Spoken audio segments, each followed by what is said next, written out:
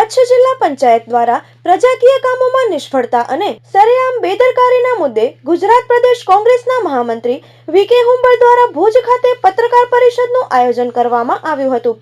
આજે ભુજ ખાતે યોજાયેલી પત્રકાર પરિષદમાં તેમણે શિક્ષણ, આરોગ્ય સહિતના મુદ્દે વર્તમાન જિલ્લા પંચાયતનું તંત્ર બેદરકાર રહ્યું હોવાનું જણાવીને લોકો મુશ્કેલી અનુભવી રહ્યા હોવાનું જણાવ્યું હતું। ખાસ કરીને આજે અમે જિલ્લા પંચાયત છે આપણે મિની સંસદ કહેતા હોઈએ, બરાબર। અને અમે જે પ્રશ્નો આજે લઈને આવ્યા છીએ એ જિલ્લા પંચાયતના જે પ્રશ્નો છે એના માટે અમે આવ્યા છીએ કે કચ્છમાં કઈ રીતે જિલ્લા પંચાયતનો વહીવટ ચાલી રહ્યો છે। ખાસ કરીને આપણે સૌ જોઈ રહ્યા છીએ, તમારી પર મીડિયાના મિત્રોએ પણ અવારનવાર ઉજાગર કરેલ છે એવી મુખ્ય સમસ્યાઓ શિક્ષકોની ઘટ।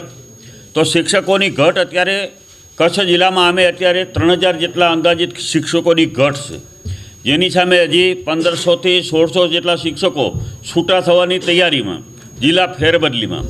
અને જો આ બધા શિક્ષકો જાય તો કચ્છની હાલત શું થાય? કોઈપણ સમાજનું ઘડતર, કોઈપણ વિસ્તારનો વિકાસ બધાનું માધ્યમ શિક્ષણ હોય છે।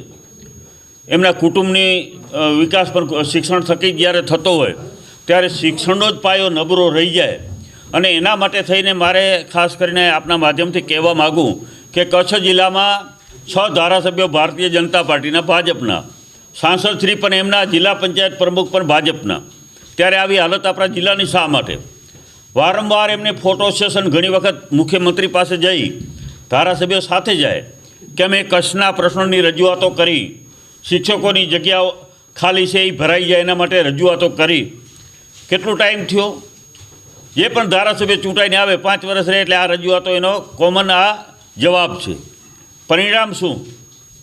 તો અમારે ખાસ કરીને આજે કહેવા માગીએ છીએ આપણા મીડિયાના માધ્યમથી કે આ ધારાસભ્યશ્રીઓ કાં તો કચ્છના હિતમાં શિક્ષકોની જગ્યાઓ પૂરી ભરાય એના માટે કામ કરે, અથવા તો રાજીનામું આપી અને સરકાર ઉપર દબાણ લઈ આવે કે કાં તો અમારા રાજીનામા લઈ લો અને કાં તો શિક્ષકોની જગ્યાઓ ભરો। કે આજે જિલ્લા પંચાયતની સામાન્ય સભા હોય કે કારોબારીની સભા હોય, એમના પંચાયત જિલ્લા પંચાયતના પ્રમુખ અને ચેરમેનો ખુદ કે અમારું આ માનતા નથી અધિકારીઓ, અમારું કામો નથી થતા।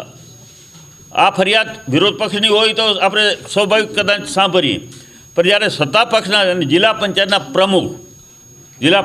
પ્રમુખ એટલે આખા જિલ્લાના વહીવટી વડા છે, એને આખા વહીવટ ઉપર નિગરાની રાખવાની જવાબદારીની ફરજ એમની છે।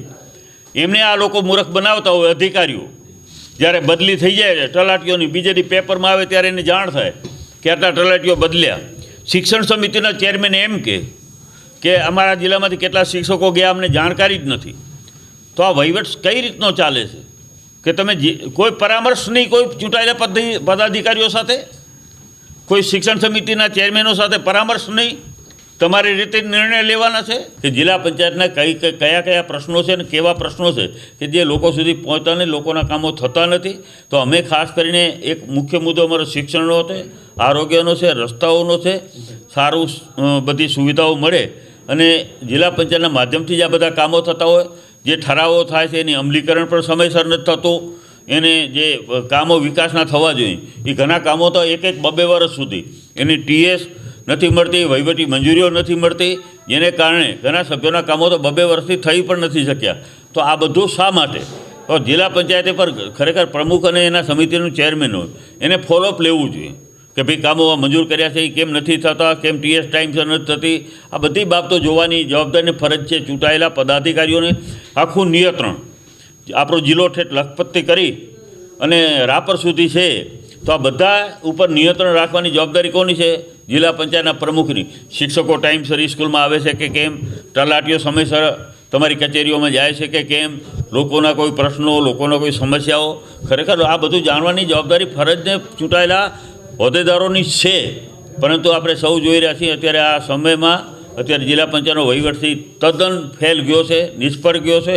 અને આપના માધ્યમથી આપ પણ પૂછી શકશો। તમે એક બીજી વાત મારે કહેવા માગું છું કે ટ્રોમા સેન્ટર માટે જે અદાણીની હોસ્પિટલ છે એ ટ્રોમા સેન્ટર એને આમ તો એનું MOUમાં હતું, એને બનાવવાની જવાબદારીની ફરજ હતી, છતાં ન બનાવ્યું તો જિલ્લા પંચાયતે ઉદારતા બતાવી સાંસદશ્રીના કહેવાથી 50 લાખ રૂપિયા ટ્રોમા સેન્ટર માટે અદાણી હોસ્પિટલને આપ્યા। જિલ્લા પંચાયતમાં મેં પ્રશ્ન પૂછ્યો તો ક્યાંય ટ્રોમા સેન્ટર, આપણે તમે પણ જોતા હશો, ક્યાંય ટ્રોમા સેન્ટર બન્યું જ નથી। અત્યાર સુધીમાં, અને 50 લાખ રૂપિયા આપી દીધા અને ખર્ચે થઈ ગયું. આ પણ મોટું એક જાતનું કૌભાંડ જ કહેવાય. ખરેખર આ રીતે ખર્ચ નાણાં આપી શકાતા નથી. ગ્રામ પંચાયત પર કામ કરે પછી પૈસા આપે છે, તો આ રીતે કઈ રીતે 50 લાખ રૂપિયા તમે ટ્રોમા સેન્ટર માટે આપી દીધા?